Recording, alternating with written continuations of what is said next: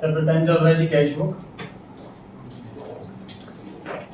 Noting कुछ भी नहीं करनी है ना, बुक का काम है, बस बोर्ड पे देखते रहिए।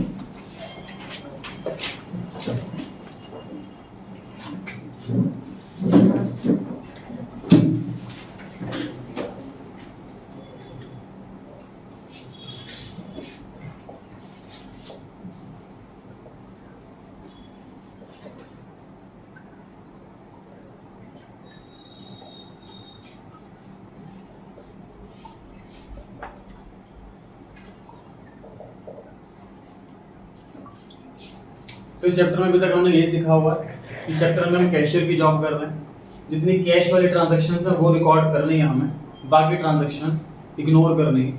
अगर कैश आ रहा है तो हमें डेबिट साइड में लिखना, और अगर कैश जा रहा है तो क्रेडिट साइड में लिखना। इसके अलावा कुछ बैलेंसिंग की बात करी थी कि जितना पैसा आया वो डेबिट में लिखा, फिर टोटल करा। जितना पैसा गया वो हमने रफ वर्क में लिखा, और माइनस करने के बाद जितना बैलेंस बचा वो हम बैलेंस शीट के अंदर लिखते हैं। अब आगे हमसे समझते हैं जी। रुक जाइए। स्टोरी सर यहाँ से स्टार्ट हुई थी कि जो अकाउंटेंट 1 था उसके पास काम का बर्डन बहुत ज़्यादा था। इसी पर्पज से उसने सेकंड अकाउंटेंट की रिक्वेस्ट करी, अकाउंटेंट 2 रखा गया। काम कौन सा दिया गया इसको? कैश वाला। और यहाँ सारी ट्रांजैक्शंस नो कैश। कैश की ट्रांजैक्शन सारा सेकंड अकाउंटेंट रिकॉर्ड करेगा। इस अकाउंटेंट का नाम क्या है? कैशियर। ये नाम रखा था हमने, कैशियर नाम रखा इस वाले अकाउंटेंट का, जो कैश की ट्रांजैक्शंस रिकॉर्ड करता है। और इसके पास जो रजिस्टर है, पहले वाले के पास उसका रजिस्टर का नाम क्या है? Journal proper. What is the difference between journal and journal proper?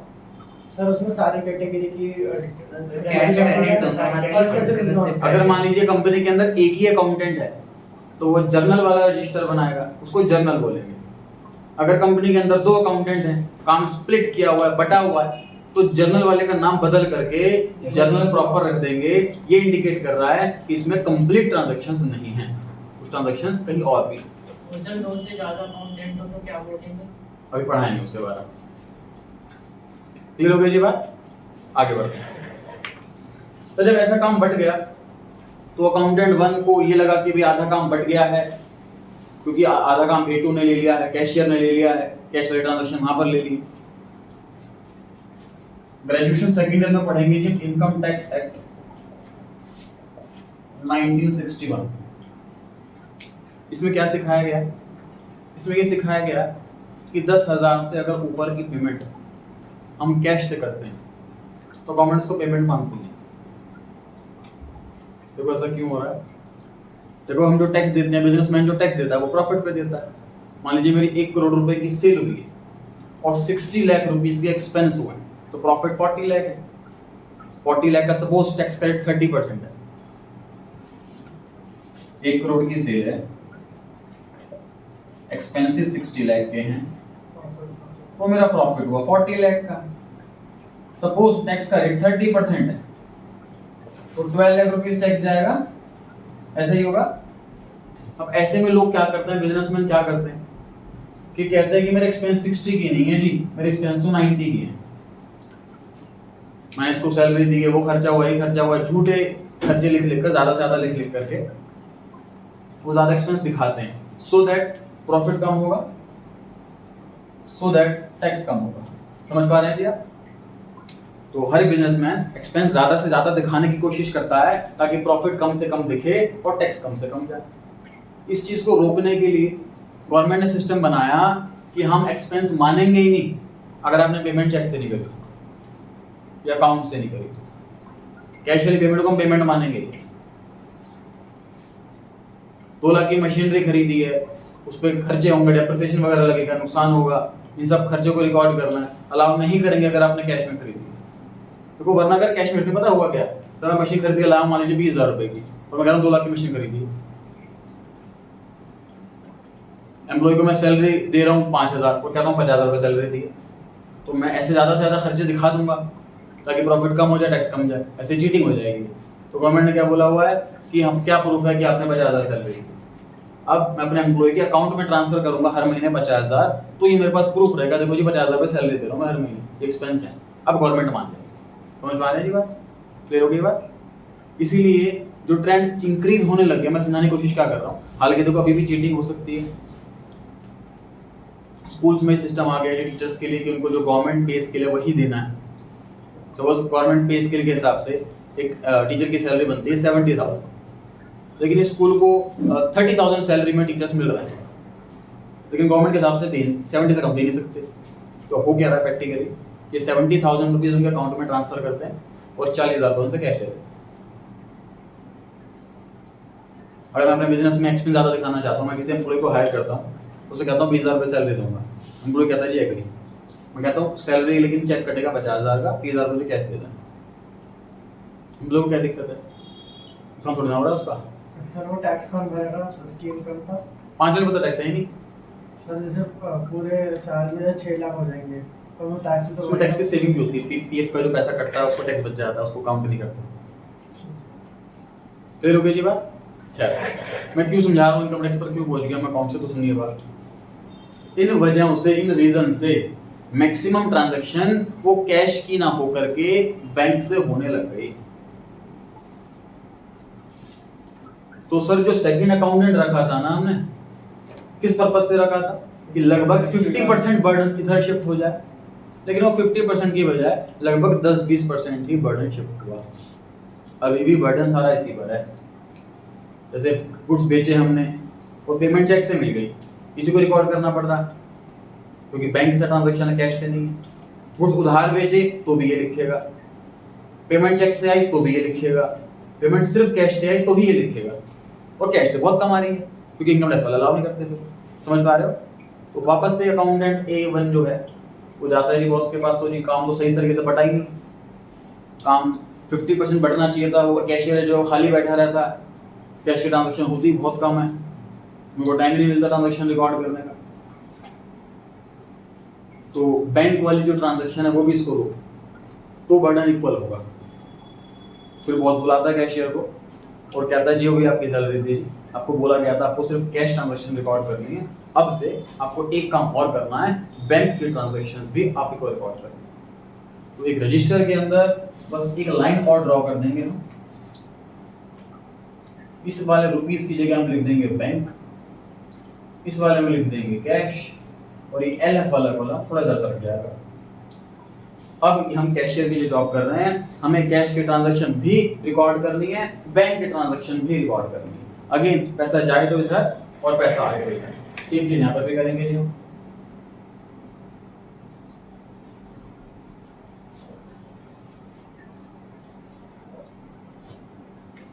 Sir column बढ़ते जा रहे हैं, हाँ जी बढ़ते जा रहे हैं, 10 कॉलम हो गए, 5 डेबिट साइड में हो गए, 5 क्रेडिट साइड में हो गए, अब ये मैक्सिमम है लास्ट। फिर समझते हैं जी सर, डेबिट साइड के जो 5 कॉलम है इसमें क्या लिखना है, जब भी पैसा आएगा तो इन 5 कॉलम में लिखेंगे किस डेट पर आया, पैसा कहां से आया, कैश आया तो कैश में लिख दूंगा, सामने बैंक वाला कॉलम खाली, बैंक में पैसा आया तो बैंक में लिख दूंगा, सामने कैश वाला कॉलम खाली। लास्ट जो क्रेडिट साइड के 5 कॉलम है, यहाँ इंफॉर्मेशन लिखनी है कि पैसा कहां गया, किस डेट पर गया, किसको पैसा दिया, कैश दिया तो कैश वाले कॉलम में लिखूंगा, बराबर में बैंक वाला कॉलम खाली। अगर पेमेंट चेक से करिए तो मेरा बैंक बैलेंस कम हो जाएगा, तो अमाउंट बैंक वाले कॉलम में लिखूंगा, कैश वाला कॉलम खाली। डिस्कस करते हैं कुछ एग्जांपल जी। गुड्स बेचे राम से और बदले में चेक मिला, तो टू सेल्स अकाउंट बैंक वाले कॉलम में 5,000, 7 जनवरी फॉर एग्जांपल। रेंट पे करा कैश में, क्रेडिट साइड में आएगा, बैंक वाला कॉलम खाली। ट्रांजैक्शन सर अगर कैश से हो रही है तो कैश में लिखेंगे, ट्रांजैक्शन अगर बैंक के थ्रू हो रही है तो बैंक में लिखेंगे। बेसिक रूल वही है अभी भी कि पैसा आ रहा है, चाहे कैश बैलेंस बढ़ रहा है या बैंक बैलेंस बढ़ रहा है तो डेबिट साइड, और अगर कम हो रहा है तो क्रेडिट साइड। यहां तक कोई डाउट है किसी को? सर मैं पूछ रहा था, जैसे सर हम किसी को कैश देते हैं सर 2 नंबर में, जैसे सर पुलिस को हमने सर हमें बिल के सर वो नहीं देना, क्या कहते हैं, जैसे हमारा मास्क नहीं चाहिए तो सर हमें उसका टैक्स नहीं देना, हमें पैसे नहीं देना, तो सर उसकी क्या एंट्री होगी? तो 2 नंबर के ट्रांजैक्शंस को रिकॉर्ड क्यों करेंगे ब्रदर? सर कैश तो लेकिन कम होगा ना तो प्राइवेट कैश कम होगा, ऑफिस कैश कम नहीं होगा। सर। अगर ऑफिस का प्रोपराइटर बोल देता है कि मैं कैश ऑफिस से दूंगा ड्राइंग ड्राइंग्स या फिर हम उसको झूठ बोल में मिसलेनियस एक्सपेंस में रिकॉर्ड कर लेंगे, ठीक है ना। जैसे प्रोपराइटर बोले तो 2 नंबर में दिए तो किस खाते में लिखना है जी आप बताओ, या तो आप आपके खाते में लिख दें, ड्राइंग्स मान लें, या मिसलेनियस एक्सपेंस खाते में लिख दें, ये पूछना है। और सर अगर से फ्रंट पेड लिखा है तो अज्यूम करें कि वो बैंक में डाल दें।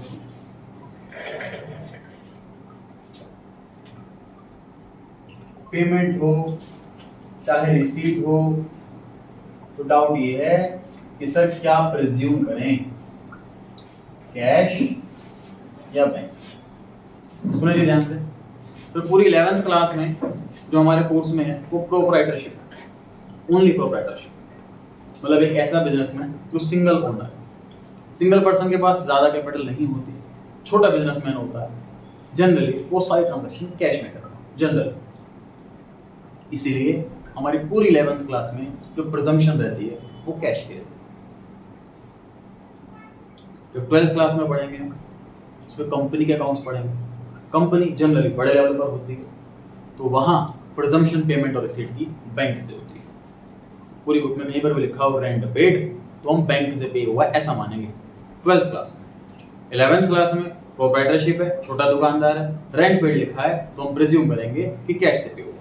क्लियर होगी बात? क्लियर होगी बात?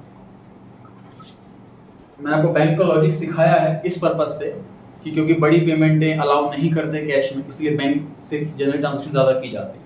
स्टिल प्रोप्राइटरशिप में प्रिजम्पशन कैश की रहती है। छोटा दुकानदार है, हर पर्सन ना पेमेंट नहीं एक्सेप्ट करता चेक से। डन जी? डाउट को यहाँ तक और कुछ ट्रांजैक्शन पे चर्चा करते हैं कि 10,000 रुपए की लिमिट है, ये आपके कोर्स में नहीं है, आपको याद नहीं करनी कि कितना लिमिट तक। और ऐसा मत सोच लेना कि क्वेश्चन के अंदर 10,000 से ऊपर का अमाउंट आएगा तो बैंक मानना है, उससे नीचे आएगा तो कैश मानना है, ऐसा कुछ भी नहीं है। आपके कोर्स में 10,000 की लिमिट है ही नहीं, इसे नॉलेज पर्पस से बताया गया है ग्रेजुएशन के कोर्स से। सर आपने बताया था कि जैसे हम गुड्स खरीद के आर पास अपने अकाउंटेंट को बताया तो ये प्रिज्यूम करता हो कि हम उधार में लेके आए हैं। अगर नाम भी बताया साहब ने, है ना? हाँ, अगर गुड्स खरीदे हैं और नाम बताया हुआ है, ये नहीं बताया कि पेमेंट करी कि नहीं करी, तो ये प्रिज्यूम करते हैं कि पेमेंट नहीं करी। बिजनेस 99% जो बिजनेस होता है वो उधार पे होता है, समय प्रिजम्पशन उधार की होती है। अगर पेमेंट की बात कर रखी है तो पेमेंट लिखेंगे।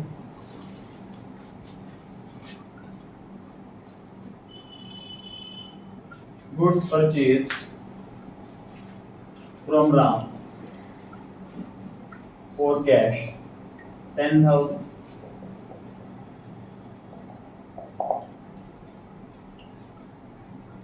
हाँ जी, रिकॉर्ड कौन करेगा, कैशियर या जर्नल प्रॉपर वाला? कैशियर। डेबिट साइड में या क्रेडिट साइड? क्रेडिट साइड में। क्रेडिट साइड, क्योंकि पैसा जा रहा है, पेमेंट हो रही है, पैसा मिल नहीं रहा, पैसा जा रहा है। जब हम कुछ परचेज करके लाते हैं तो पैसा देते हैं, लेते नहीं। कितना अमाउंट लिखना चाहिए? सर 9,000।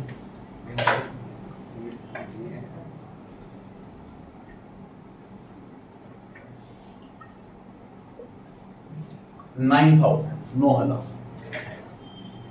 सर ये कैश में आएगा। अच्छा, मैंने बैंक में लिख दिया 9,000। मतलब इससे हमने क्या चीज सीखी सर ट्रांजैक्शन से कि सर हमें ग्रॉस अमाउंट से मतलब नहीं, हमारा जो पूरा फोकस है, मुझे इस बात से मतलब, मैं कैशियर हूँ अगर, तो मुझे इस बात से मतलब नहीं कि गुड्स कितने के थे, मुझे इस बात से मतलब है कि कैश कितना आ रहा है या जा रहा है।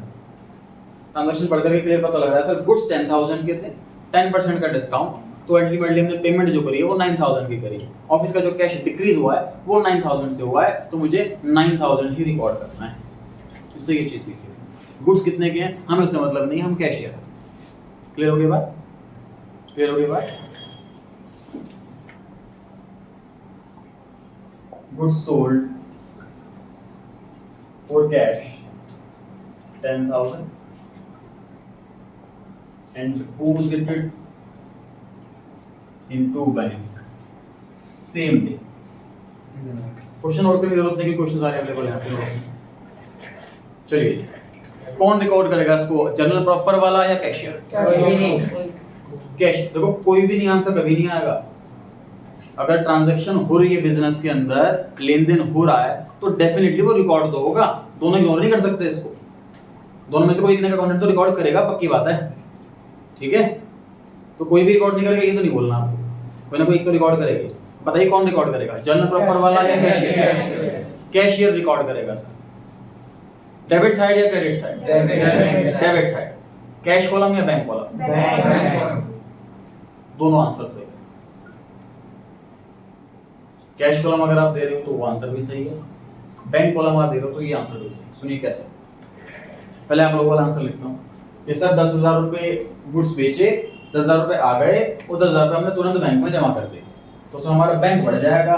बैंक को डेबिट कर दो 10,000 से, और पैसा कहाँ से आया? सेल्स से आया। ये आप लोगों का आंसर है, परफेक्ट आंसर है। दूसरा आंसर दे दो कि सर जब हमने सामान बेचा तो चेक तो नहीं मिला, कैश मिला। वो ऐसा तो नहीं कि हमने काउंटर पे सामान बेचा, 10,000 रुपए हाथ में तभी तुरंत बैंक में आ गए, ऐसा तो नहीं हुआ होगा। तो सामान बेचा, पैसा आया, ऑफिस में कैश रखा और उसी दिन हमने बैंक में जमा कर दिया। तो पहले तो कैश इंक्रीज हुआ, जब सामान बिका तो पहले तो कैश इंक्रीज हुआ, उसके बाद जब बैंक में जमा करा तो कैश डिक्रीज हुआ। समझ पा रहे हो? सामान बेचा, पैसा आया ऑफिस में कैश इंक्रीज हो गया, फिर जब वो हमने पैसा बैंक में जमा करा तब कैश डिक्रीज हुआ।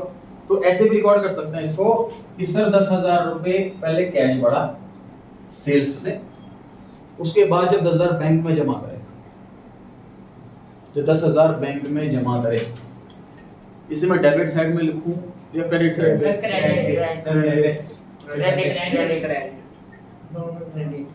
दोनों साइड। देखिए हम कैशियर डबल कॉलम वाले हैं, कैश कॉलम बैंक कॉलम। हमारी जिम्मेदारी है कैश का भी हिसाब रखना, बैंक का भी हिसाब रखना है। अगर मैं कैश बैंक में जमा कर रहा हूं तो मेरी बैंक वाली एसेट बढ़ रही है और कैश वाली एसेट कम हो रही है, दोनों चीजें हो रही है ना। कैश कम हो रहा है, बैंक बढ़ रहा है।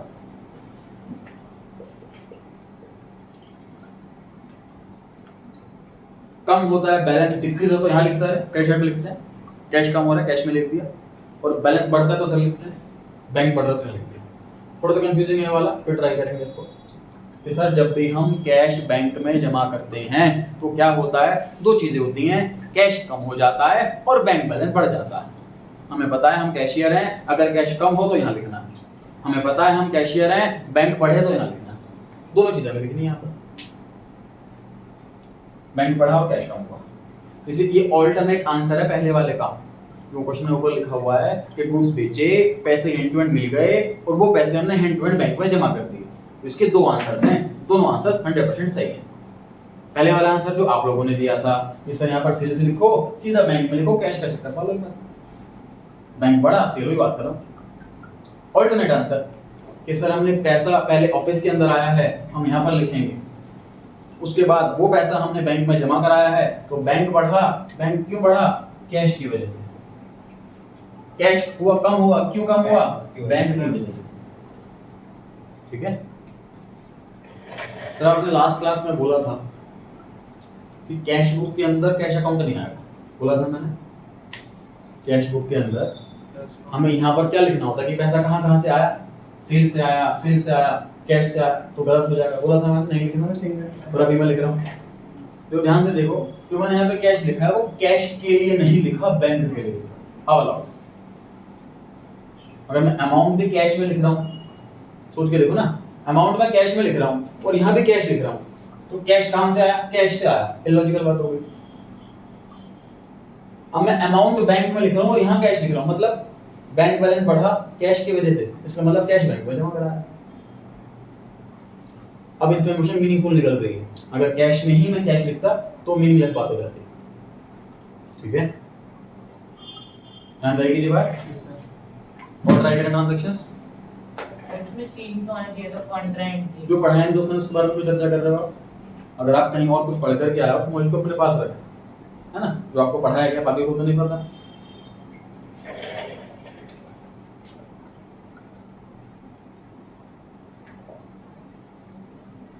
Paid rent by cheque, landlord आया थी रेंट लेने के लिए, ऑफिस में कैश नहीं रखा था, हमने उसको चेक दे दिया। कौन रिकॉर्ड करेगा इसको, जर्नल प्रॉपर वाला या कैशियर? कैशियर, क्योंकि अब इस टॉपिक के अंदर हम कैशियर के पास कैश की तो जिम्मेदारी है ही, बैंक की भी जिम्मेदारी। डेबिट साइड या क्रेडिट साइड?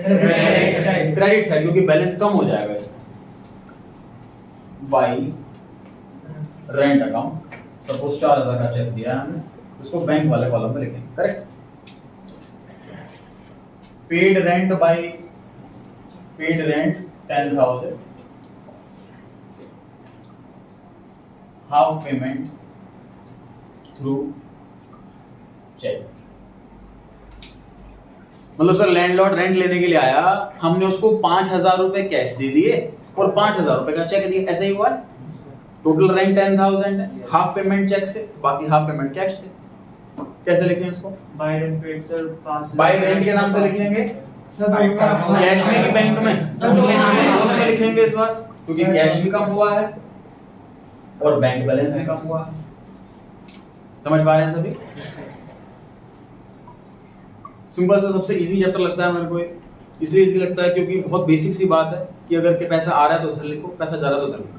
अगर भूल हो सकती है आप लोगों से तो सिर्फ इतनी हो सकती है, जैसे मान लीजिए गुड्स राम को भेजे थे तो हमने गलती से टू राम लिख दिया सेल्स की बजाय, तो हमने गुड्स बेचे राम को और पैसे एंड टू एंड मिल गए, तो मुझे राम का नाम लिखना ही नहीं चाहिए क्योंकि वो डेटर ही नहीं है, क्रेडिटर ही नहीं है। तो इसमें भूल हो सकती है कि आप गलती से राम लिखना, ये गलती हो सकती है ज़्यादा से ज़्यादा, बाकी ये गलती तो नहीं होनी चाहिए। पैसा क्योंकि आ रहा है तो डेबिट में और जा रहा है तो क्रेडिट में, बैंक से कम हो रहा है तो बैंक में, कैश से कम हो रहा है तो कैश में।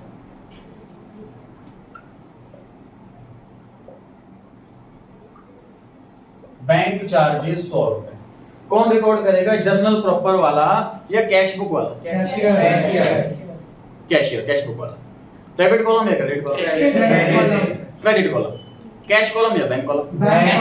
बैंक कॉलम, क्योंकि सर बैंक चार्जेस में हमारे घर पर नहीं आएगा, दुकान पर नहीं आएगा 100 रुपए लेने के लिए, हमारे बैंक अकाउंट से पैसे काट लेंगे, ये बैंक अकाउंट से पैसे कट जाएगा। By bank charges. Next question देखते हैं। Customer deposited in our bank 50,000, हमारे डेटर को हमने सामान बेचा था उधार, अब वो डिस्टेंस पर काफी दूर रहता, ना हमारे पास टाइम है उसके पास पैसे लेने के लिए, ना उसके पास टाइम है कि वो पैसे देने के लिए आएगा, तो हम क्या करते हैं, उसको अपना अकाउंट नंबर लिखवा देते हैं। सेंट्रलाइज बैंकिंग का सिस्टम है सर कि अगर मेरा बैंक मान लीजिए ICICI बैंक में है तो सामने वाला पर्सन किसी भी ICICI बैंक की ब्रांच में पैसे जमा कर सकता है।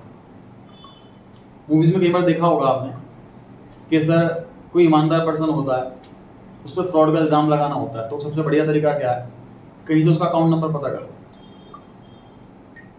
और उसके अकाउंट में कैश जमा कर दो 50-60 लाख रुपए, और फिर उस पर इल्जाम लगाओ कि देखो आपने रिश्वत ली है 50-60 लाख रुपए, वरना आपके अकाउंट में पैसा कहाँ से आया।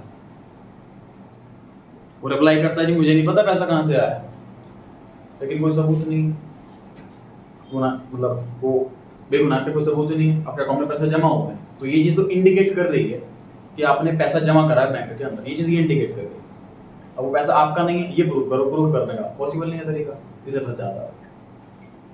तो पैसा बैंक में जमा हो सकता है किसी के भी बिना उसको बिना बताए, निकालने में परमिशन चाहिए होती है ऑफ कोर्स। तो हमारे कस्टमर को अपने अकाउंट नंबर देकर उसने पैसे जमा करा दिए हमारे अकाउंट के अंदर, तो कैशियर रिकॉर्ड करेगा क्या इसको, बताइए? यस सर, रिकॉर्ड करेगा कैशियर, कौन सी साइड? कैश कॉलम के बैंक कॉलम?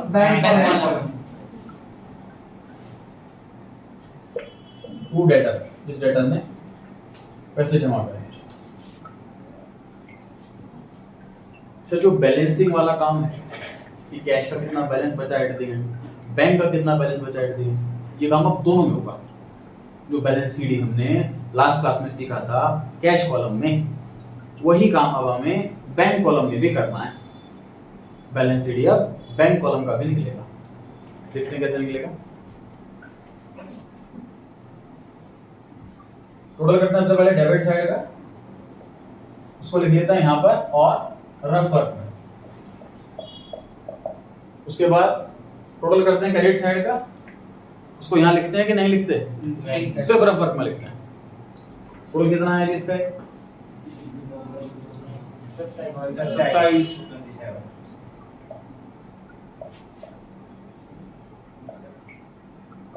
ये बैलेंस बच गया 73,000। यहाँ लिखूंगा इसको by balance CD। CD stands for carry down. ये बैलेंस कैरी करना है हमें नीचे नेक्स्ट मंथ के लिए 73,000। टोटल में 73 लिखना है। नहीं सर, बढ़ जाता है। ये टोटल मैच करना चाहिए।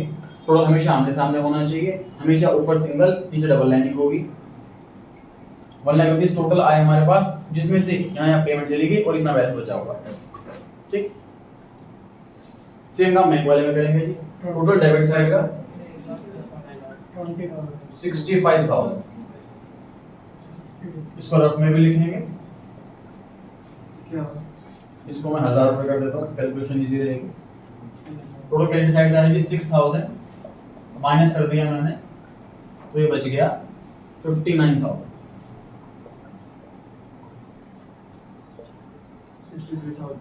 65,000। बताइए जी, बैलेंसिंग यहाँ पे क्या लिखना है मेरे को? BD BD stands for Brought brought down. Full form लिख लिए नहीं है हालांकि आपको। बताइए बैलेंसिंग में समस्या किसी को? क्या किया सर हमने? टोटल करा डेबिट साइड का, उसको यहाँ लिख दिया और रफ वर्क में भी लिख दिया। टोटल करा क्रेडिट साइड का, उसको सिर्फ रफ वर्क में लिखा। माइनस करा, जो बचा उसको बैलेंस शीट के सामने। समझ में आ रही है बात? समझ में आ रही है बात? अच्छा सुनिए सर, बाई चांस ये दोनों अमाउंट सेम है तो ये जीरो हो जाएगा। No profit. Profit loss calculate नहीं कर रहे हैं आप, तो ये बैलेंस जीरो हो जाएगा। तो सर क्या करें हम ऐसे केस में? Zero by balance CD. अगर नहीं बचा मतलब सर टोटल 1 लाख रुपए आए, टोटल 1 लाख रुपए चले गए, तो बैलेंस सीडी नहीं बचा, यहाँ पे जीरो। बैलेंस बीडी यहाँ पर भी जीरो। क्लियर हो गई बात? तो तीसरा केस नेगेटिव। तो टोटल डेबिट साइड का आ रहा है 1 लाख और मान लीजिए क्रेडिट साइड का आ रहा है 1,10,000। ये तो माइनस में 10,000 हो गया। वापस सुनिए, टोटल 3 सिचुएशन हो सकती है। टोटल कर लिया हमने डेबिट साइड का, उसको रफ वर्क में लिख दिया। अब टोटल जो क्रेडिट साइड का है या तो कम होगा या बराबर होगा या ज्यादा होगा। कोई चौथा केस तो नहीं हो सकता। कम वाला केस हम लास्ट क्लास में भी कर चुके थे, आज क्लास में भी कर लिया। जैसे टोटल क्रेडिट साइड का कम है तो माइनस करके जो बचा वो हमने बैलेंस सीडी के सामने लिख दिया, वही बैलेंस बीडी के सामने। ये तो कम वाला केस हो गया। सेकंड केस, अगर बराबर बैलेंस है, जितना डेबिट का टोटल उतना ही क्रेडिट का टोटल, जीरो बैलेंस बचा। बैलेंस सीडी में इधर भी जीरो, बैलेंस बीडी में इधर भी। तीसरा लास्ट केस, इस तरह अगर पेमेंट 1 लाख रुपए डेबिट साइड टोटल आ रहा है, टोटल आ रहा है क्रेडिट साइड का मान लीजिए 1,10,000, तो उस केस में क्या करें? दिए रिप्लाई दे कुछ। आपको लगता है कि सर ये होना चाहिए हमारे हिसाब से? हाँ जी, सर क्रेडिट साइड में लिख देंगे।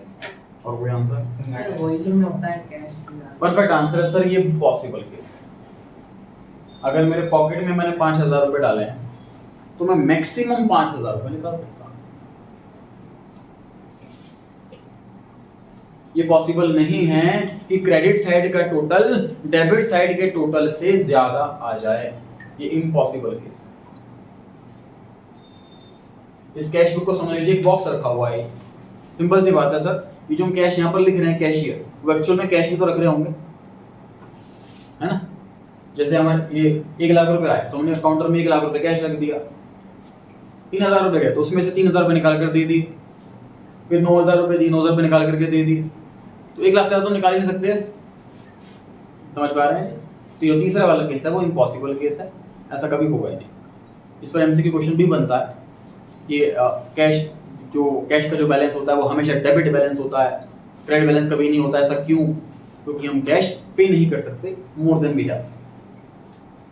कैश का कभी नेगेटिव बैलेंस नहीं होता। में से काफी क्वेश्चंस हैं एमसीक्यू में, करेंगे जब एमसीक्यू पढ़ाएंगे। यहाँ तक क्लियर हो गई जी बात? ठीक, एक बार और सर, हमारे जो हमारा एग्जांपल था उसमें 73 आ रहा था।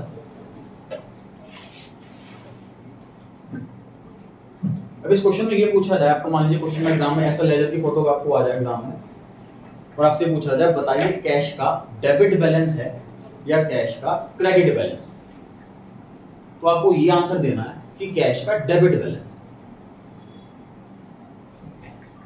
सब जब हमने लेकिन बैलेंसिंग करी तो बैलेंस तो इस साइड आ रहा है, क्रेडिट साइड में आ रहा है बैलेंस, तो क्रेडिट बैलेंस आंसर क्यों नहीं?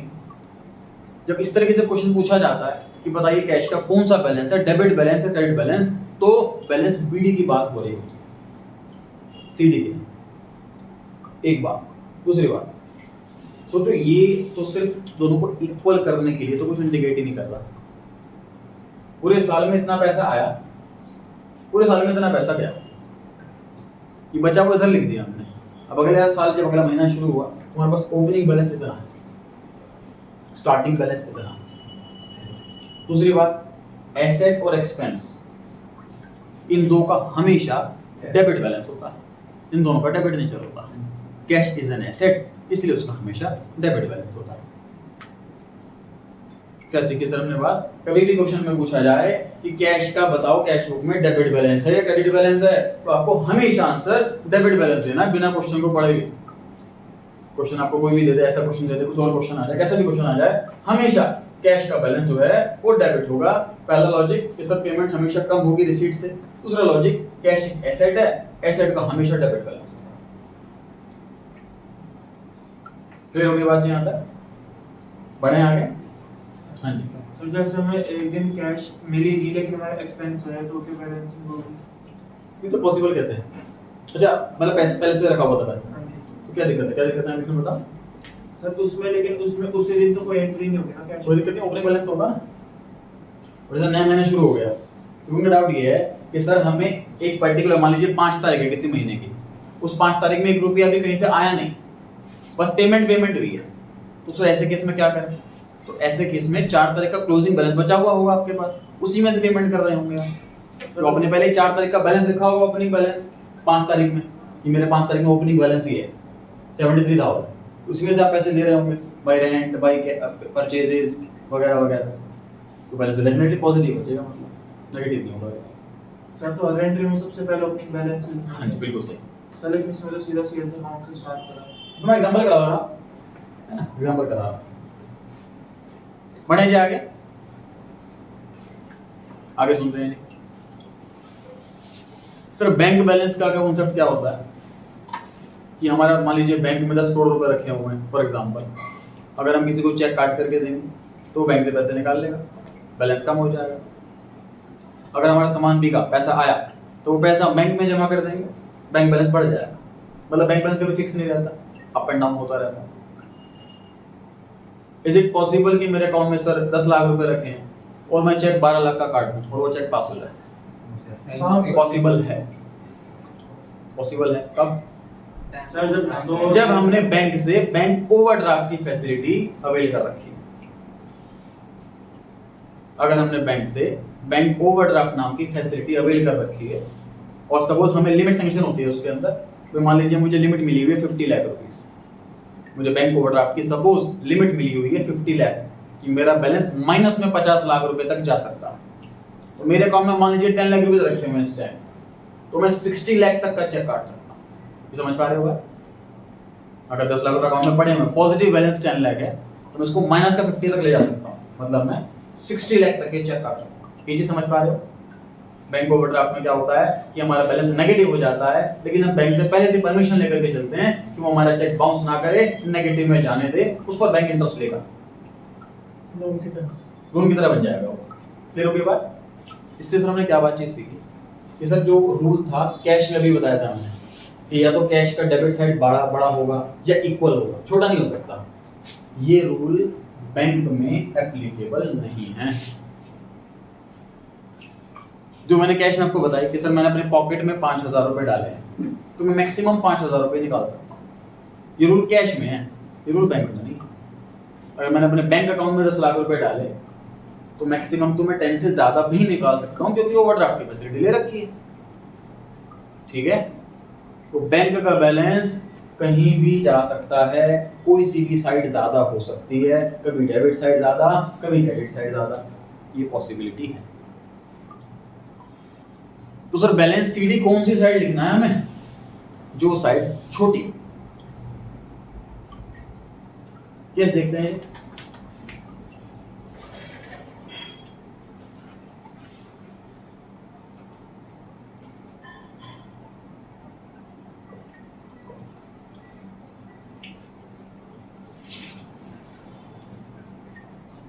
ये सिचुएशन है जी आपके सामने।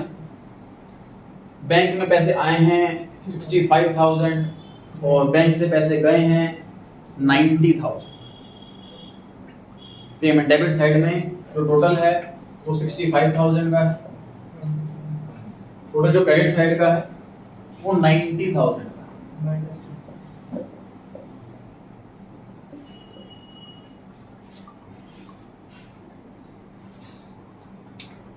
$25,000 का नेगेटिव बैलेंस है। तो देखो जी कैसे कर देंगे बैलेंस, क्योंकि बैंक का बैलेंस किसी भी साइड आ सकता है। तो एक चीज का ध्यान रखना क्या कि टोटल, जैसे क्या कर रहे थे कैश में हम कि टोटल डेबिट साइड का करा और यहाँ पर लिख दिया तुरंत, वो वाला काम नहीं करना आप, क्योंकि बैलेंस कोई साइड ज़्यादा बड़ा हो सकता है।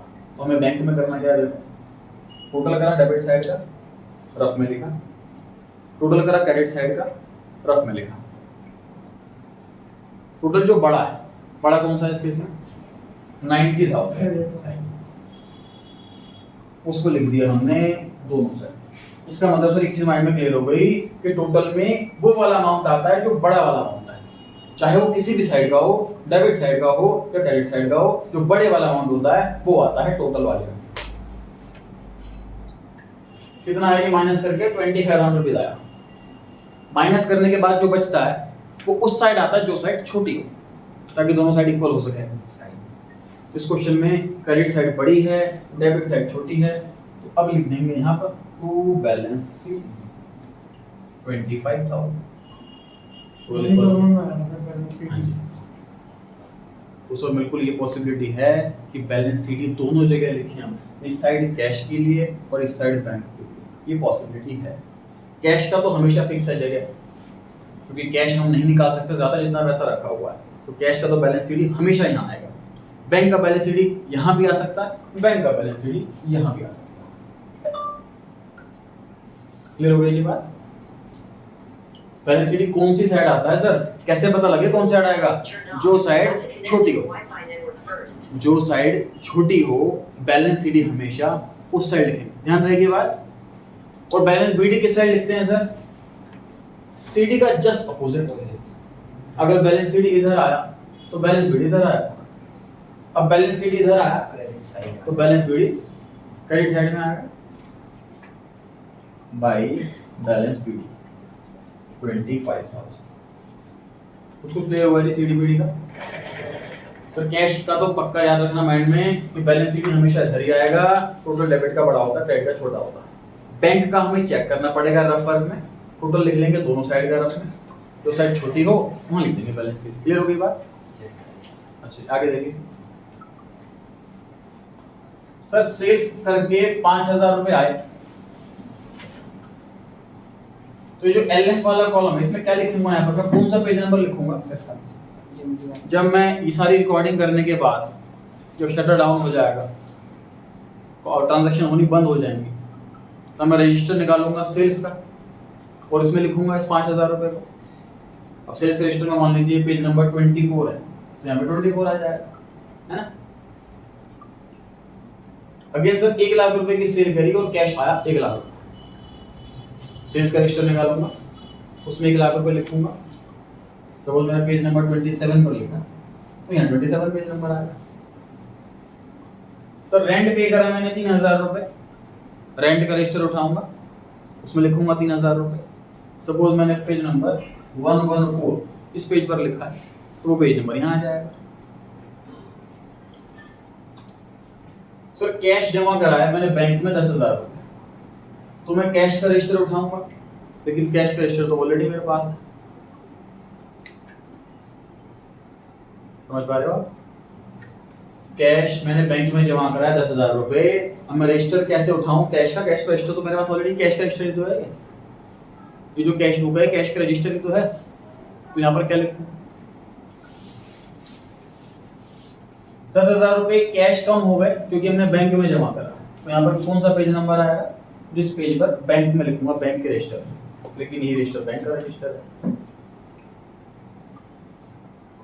तो ये दो जगह ऐसी हैं जो जगह खाली छूट गई। समझ पा रहे हो वजह क्या है खाली छूटने की? कि सर बाकी जगहों में जिन जिन अकाउंट का नाम था उन अकाउंट के सेपरेट रजिस्टर हैं। डेटा का रजिस्टर अलग है, सेल्स का रजिस्टर अलग है, परचेज का रजिस्टर अलग है, रेंट का रजिस्टर अलग है, बैंक चार्जेस का रजिस्टर अलग है। तो उन सबके रजिस्टर हैं, उन सबके पेज नंबर हैं, वो पेज नंबर यहाँ आ जाएंगे। लेकिन जहां जहां ये बैंक लिखा हुआ है, जहां जहां ये कैश लिखा हुआ है, उसमें मैं पेज नंबर में क्या लिखूं? क्योंकि ये कैश बुक ही कैश का रजिस्टर है, ये कैश बुक ही बैंक का रजिस्टर। तो खाली जगह छूट रही है। खाली जगह छूटना ये इंडिकेट करता है कि हम लिखना भूल गए। हम इसको खाली अगर छोड़ देते हैं तो ये इंडिकेट करता है कि हम यहाँ पर लिखना भूल गए। लेकिन लिखना भूले तो नहीं है क्योंकि बुक ही नहीं है इसकी अलग से। इसलिए यहाँ पर हम सी लिख करके कॉन्ट्रा एंट्री लिख करके ये इंडिकेट करते हैं कि इसका क्रॉस एंट्री इधर है और इसकी क्रॉस एंट्री इधर है।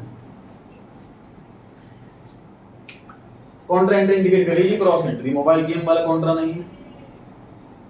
ये जो है ये क्रॉस एंट्री वाला कॉन्ट्रा है कि सर यहाँ पर 10,000 रुपए बैंक में जमा करे कैश से, तो उसका पेज नंबर देखना है तो कॉन्ट्रा सी एंट्री, तो कॉरस्पॉन्डिंग इधर भी होगी। 10,000 रुपए कैश कम हुआ है बैंक की वजह से, लेजर के लिए page number Contra entry corresponding इधर भी होगी। मतलब हमें दोनों साइड सी लिखना है। कॉन्ट्रा इंडिकेट कर रहा है ये सी उस जगह पर जहां कोई लेजर नहीं है अलग से, यही लेजर। क्लियर हो गई जी बात? इसके दो ही एग्जांपल हैं बस कॉन्ट्रा एंट्री के, कैश डिपॉजिटेड और दूसरा कैश विड्रॉ। इस कॉन्ट्रा एंट्री इस पे क्वेश्चन काफी सारे हैं एमसीक्यू में। कॉन्ट्रा एंट्री के दो ही एग्जांपल हैं कि हमने सर कैश बैंक में जमा करा तो बैंक बढ़ेगा और कैश कम होगा।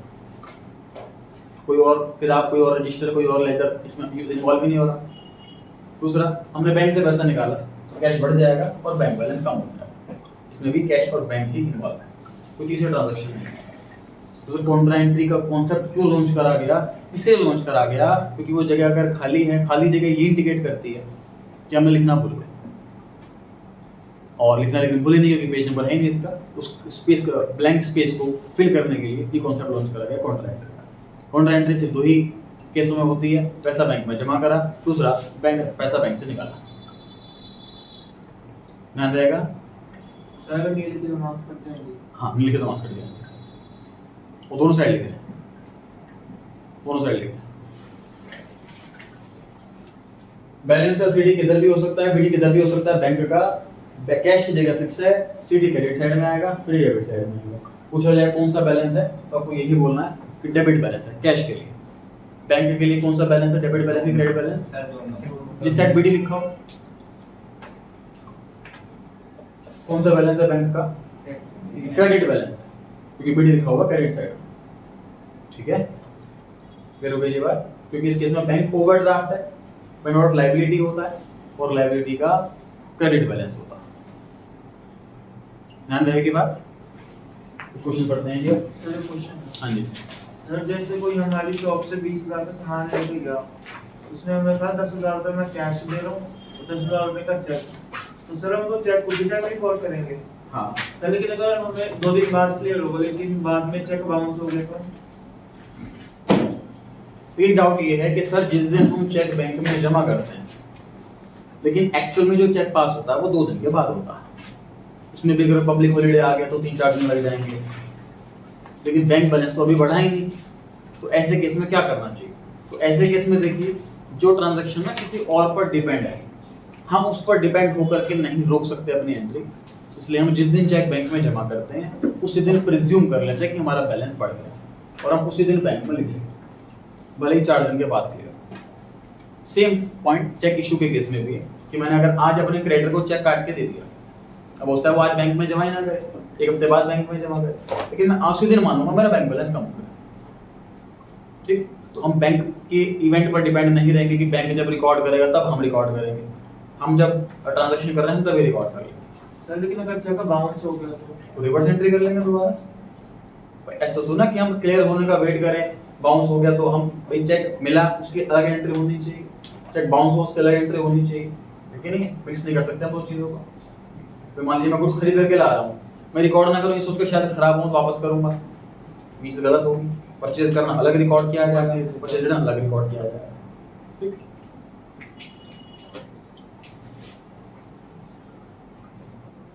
अच्छा जी, हम आ गए हैं पेज नंबर 55 पर।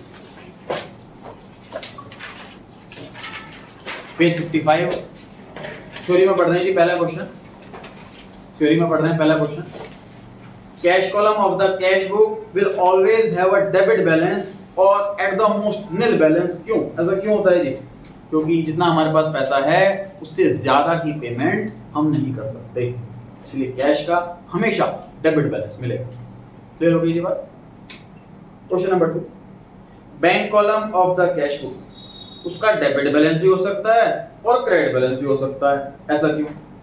क्योंकि बैंक में हम ज्यादा पैसा भी विड्रॉ कर सकते हैं जितना है, ओवरड्राफ्ट की फैसिलिटी अगर हमने अवेल कर रखी हो तो। बैंक बैलेंस और क्रेडिट बैलेंस हो सकता है अगर मैं ज्यादा विड्रॉ कर लिया, डेबिट बैलेंस होता है वरना जनरली, ठीक। थर्ड क्वेश्चन, बैंक ओवरड्राफ्ट क्या होता है जी? जितना पैसा जमा करा उससे ज्यादा निकाल लिया, इसे ओवरड्राफ्ट कहते हैं। फोर्थ क्वेश्चन से कॉन्ट्रा एंट्री किसे कहते हैं? जो एंट्री कैश बुक के कैश कॉलम में भी आ रही है और बैंक कॉलम में भी आ रही है।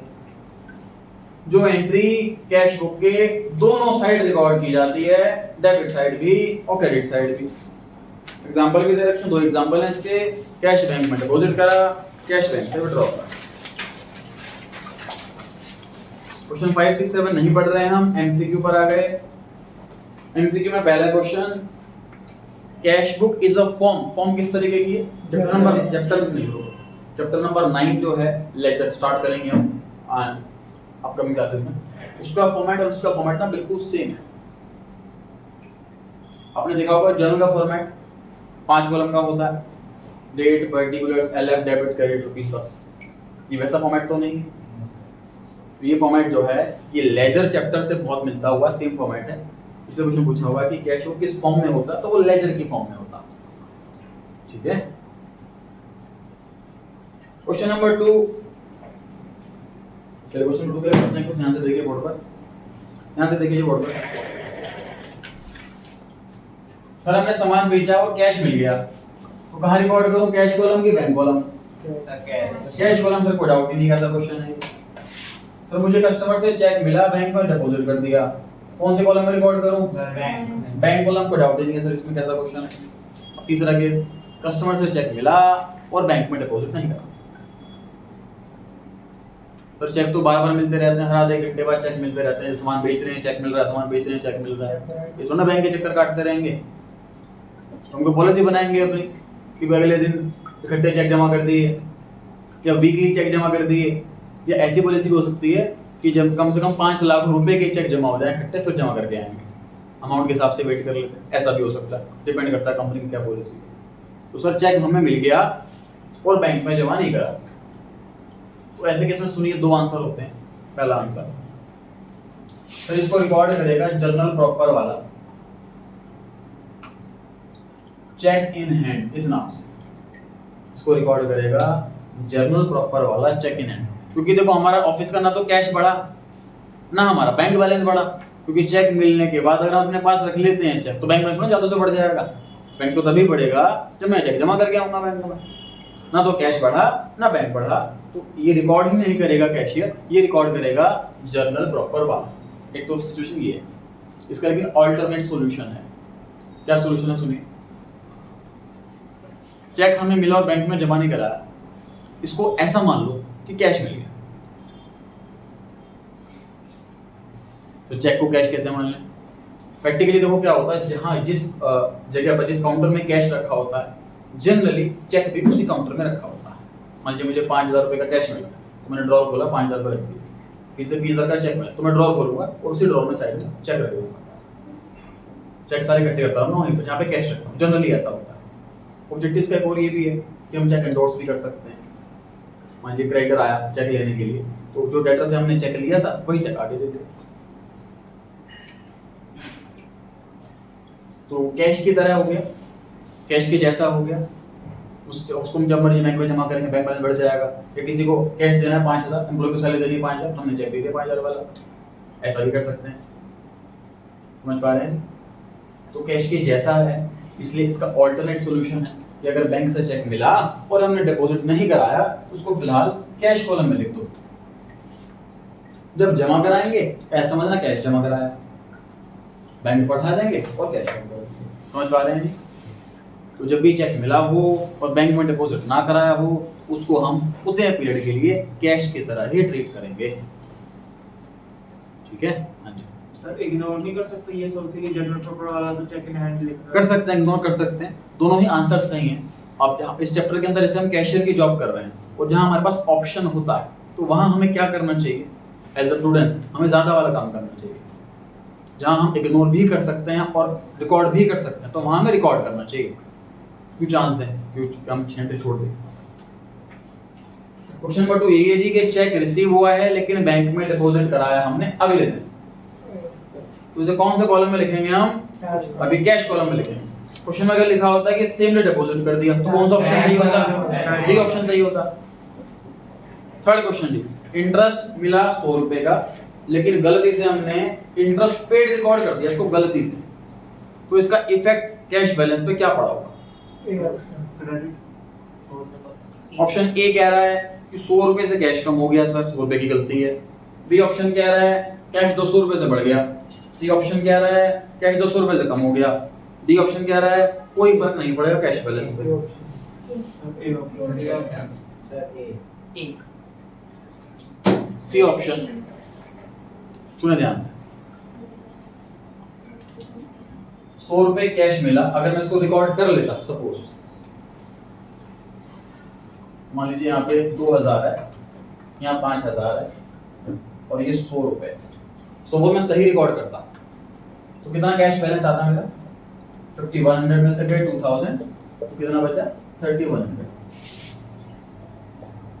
अगर मैं इंटरेस्ट रिसीव को सही रिकॉर्ड करता, एग्जांपल ले रहा हूँ कि और अदर ट्रांजैक्शन 5000 की, 100 रुपए इंटरेस्ट मिला, टोटल 5100 रुपए इंटरेस्ट हो गया, 200 की पेमेंट है फॉर एग्जांपल, तो 3100 रुपए कैश बच गया। अब मिस्टेक ये सर इसको मैं कैंसिल कर देता हूँ, इसको मैं यहाँ लिखने की बजाय गलती से मैंने 100 रुपए को यहाँ लिख दिया।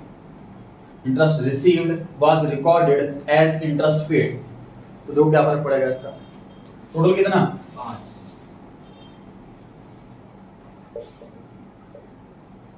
5000 में से 2100 गए, समझ पा रहे हो? कितना बैलेंस हो गया? 2900 हो गया। कितना इफेक्ट पड़ा? कैश 200 रुपीज से रिड्यूस हो गया। 100 रुपए की गलती और 200 रुपए की गड़बड़, ये ऐसे कैसे हो रहा है? सुने, 100 रुपए कहीं से मिले और मैं लिखना भूल जाता इसको, तो गलती 100 रुपए की ही रहती। गलतियां दो हुई हैं, गलती एक नहीं हुई। हमें ये चीज समझनी है। पैसे मिले, इसको लिखना भूल गया, पहली गलती। दूसरी गलती, पैसे नहीं दिए फिर भी लिख दिया। ठीक है, ये दो गलतियां हुई हैं, ये गलती नहीं, इसलिए इफेक्ट डबल पड़ा।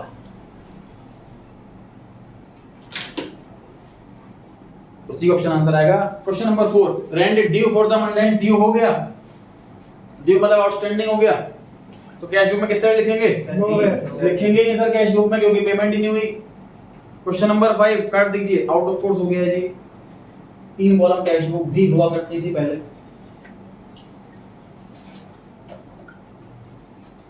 Question number 6, the balance of debit side of the bank column in the cash book indicate. मान लीजिए बैंक कॉलम का डेबिट साइड आ रही है बैलेंस, मतलब डेबिट साइड बढ़ी है, तो क्या मतलब है इसका? कि हमने पैसा निकाल रखा है बैंक से ज्यादा, या हमने पैसा जमा कर रखा है। Bank order The balance on the debit side of the bank column in the cash book, balance जो आ रहा है, बैलेंस शीट वो डेबिट साइड में आ रहा है कैश बुक के, तो क्या इंडिकेट कर रहा है कि पेमेंट मतलब क्रेडिट साइड बड़ी है और डेबिट साइड छोटी है। कौन ऑप्शन इंडिकेट कर रहा है? और डी ऑप्शन बैंक को कर रहा है। कौन ट्रेंड पे आ जाइए फटाफट। पहला question, where two aspects of a transactions are posted in the cash book. दोनों एस्पेक्ट, एक पैसा आया बैंक से और बैंक पैसा कम हो गया, दोनों रिकॉर्ड कर रहे हैं, तो डबल एंट्री कहते हैं, काउंटर एंट्री कहते हैं इसको, D option. Second question, debit and credit aspects of a transactions are recorded on the cash. Same question हो गया, क्वेश्चन सेम है, काउंटर एंट्री। चलिए थर्ड क्वेश्चन कट कर दें, को 3 कॉलम कैश बुक वाला है, आउट ऑफ कोर्स है। फोर्थ क्वेश्चन पर आ गए, double entry in the cash book indicate, example देना जी, बताओ कौन सा एग्जांपल है काउंटर एंट्री का? Cash into bank. Option number C, deposit cash into bank. और कौन सा ऑप्शन हो सकता था? तो cash cash withdrawn from bank, पैसा बैंक से निकाला, पैसा बैंक में जमा, दो ही ऑप्शन हो सकते हैं बस। चलिए कितना करते हैं आज?